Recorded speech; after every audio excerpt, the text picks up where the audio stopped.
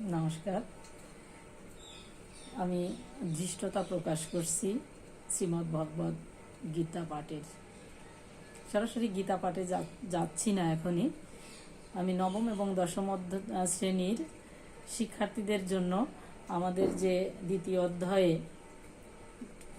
একটি পাঠ আছে, পাঠ 12 এবং 13-তে ভক্তিযোগ, সেই ভক্তিযোগের মাধ্যমে আমি গীতায় প্রবেশ করব। তো এখানে ছাত্রছাত্রীদের উদ্দেশ্যে আমি যে বিষয়টি আছে এটা আগে আলোকপাত করব, তারপরে আস্তে আস্তে গীতা পাঠের মধ্যে প্রবেশ করার চেষ্টা করব। তো সবাই আমাকে আশীর্বাদ করবেন। ভক্তি বলতে কি বোঝাইছে এখানে? ভক্তিকে অবলম্বন করে যে ঈশ্বর আরাধনা, তাকে ভক্তিযোগ বলে। ভক্তিযোগ কাকে বলে? ভক্তিকে অবলম্বন করে যে ঈশ্বর আরাধনা। অতএব ঈশ্বর আরাধনা করতে গেলে আমাদের অবশ্যই ভক্তি থাকতে হবে। ভক্তিকে অবলম্বন করে ভগবানের সঙ্গে যোগসূত্র রচনা করা ভক্তিযোগ। ভক্তির অশেষ শক্তি, ভক্তিতেই মুক্তি। ভক্তি মানব হৃদয়ের একটি সুকুমার বৃত্তি। নারদীয় ভক্তি সূত্রে বলা হয়েছে, ভগবানের ঐকান্তিক প্রেম বা ভালোবাসাকে ভক্তি বলে। এটা বলা হয়েছে নারদীয় ভক্তি সূত্রে। ঈশ্বরের প্রতি প্রেম ভাবকে ভক্তি বলে। তাহলে ভক্তি কাকে বলে? ঈশ্বরের প্রতি প্রেম ভাবকে বলা হয় ভক্তি। ঈশ্বরের প্রতি প্রেম ভাবকে ভক্তি বলে। এটা শাণ্ডিল্য সূত্রে ভক্তির লক্ষণ সম্বন্ধে বলা হয়েছে।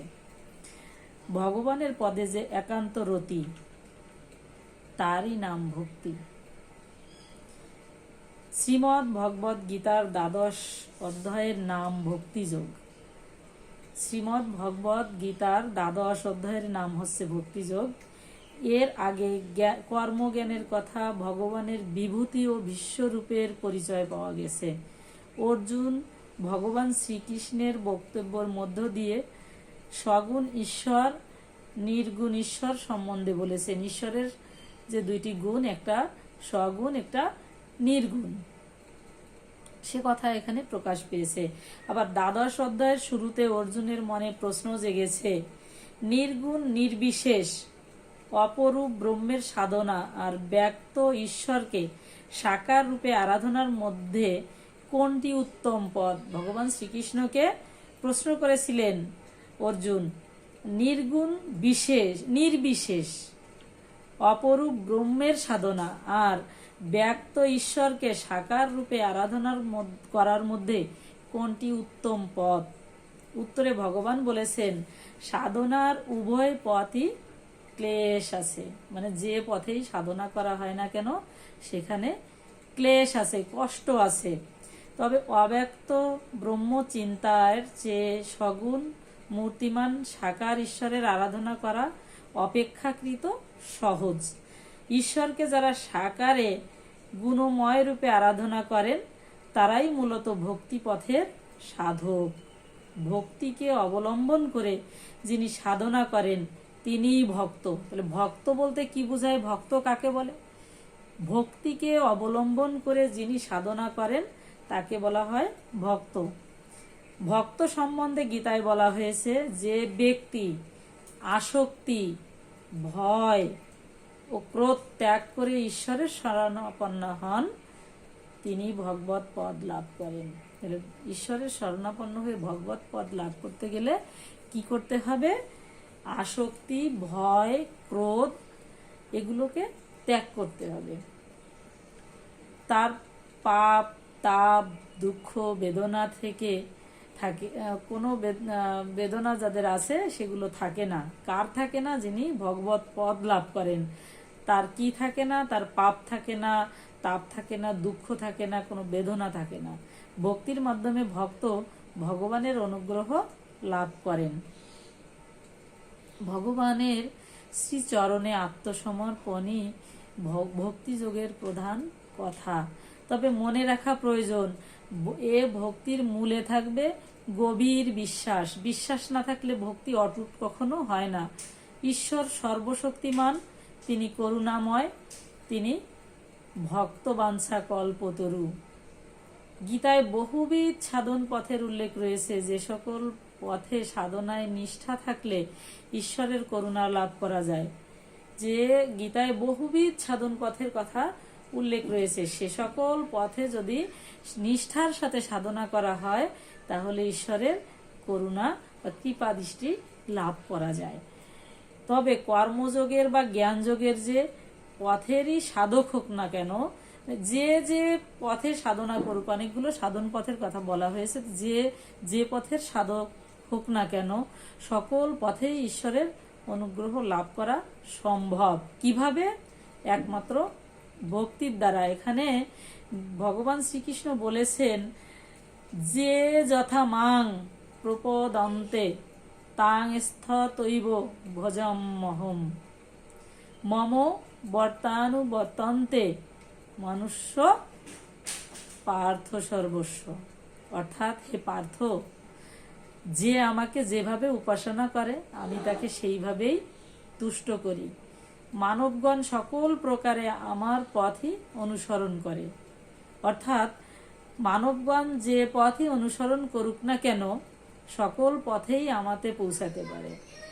ভক্তিযোগে ভক্তের চিত্তে ভগবানের অশেষ করুণা ও সর্বশক্তিমত্তায় থাকে গভীর বিশ্বাস।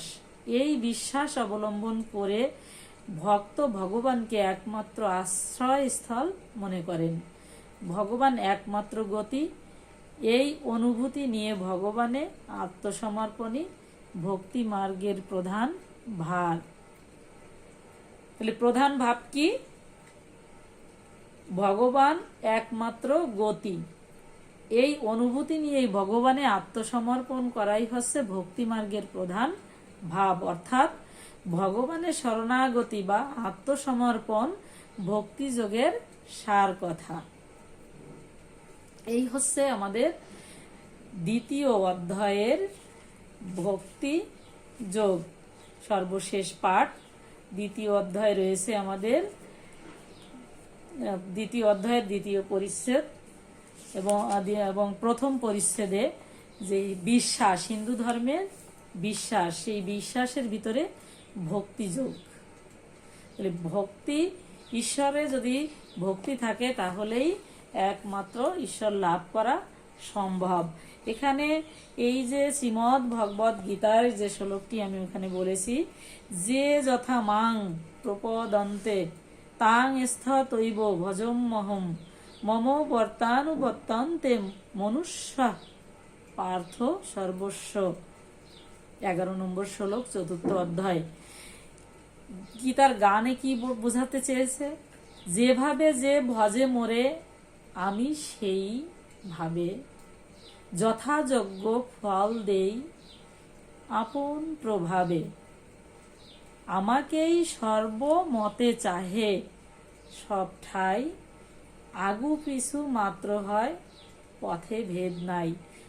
আমরা এর আগে জেনেছি যে যত মত তত পথ তৈরি করতে হবে। একমাত্র ভক্তি আর বিশ্বাস যদি থাকে তাহলেই ঈশ্বরের শরণাপন্ন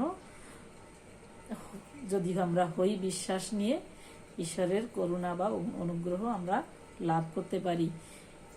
এর বাংলার অর্থ বা অনুবাদে বলা হয়েছে কি, যারা যেভাবে আমার প্রতি আত্মসমর্পণ করে আমি তাদেরকে সেভাবেই পুরস্কৃত করি।